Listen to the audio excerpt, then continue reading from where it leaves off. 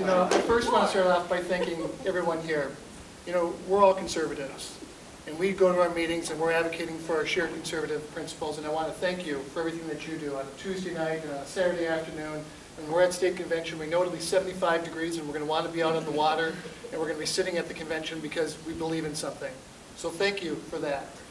I also want to thank my three candidates that I'm running against. Jeff and I were the first into this duel. Jeff was the first and I was right behind him. Tom followed, then Pat came after that. The four of us have made each other better candidates, not only for ourselves, but for you as a party to put forward. This process has been wonderful for all of us, and I want to thank each of you for how you've helped me grow as a candidate. But I started off telling you that I presented my resume to you in the first interview, as I counted the first 6 months. And tonight was the start of the second interview, where we start getting into issues and you get to see how we're going to go about doing the issues. I relate everything back to a private sector because I am a private sector guy. So tonight and until the state convention, it'll all be about issues and how I would handle the state auditor's office.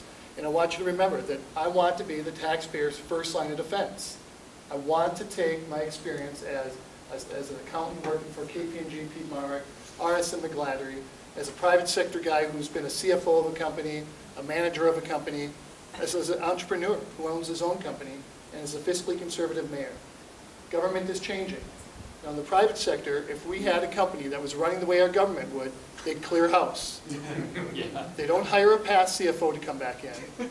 They don't hire within. They go out to look for somebody else who has a completely different toolbox that can get the job done. And I'm offering you a completely different toolbox, a completely different set of skills to get this job done. My name is Randy Gilbert, and I'm your candidate for state auditor. Thank you.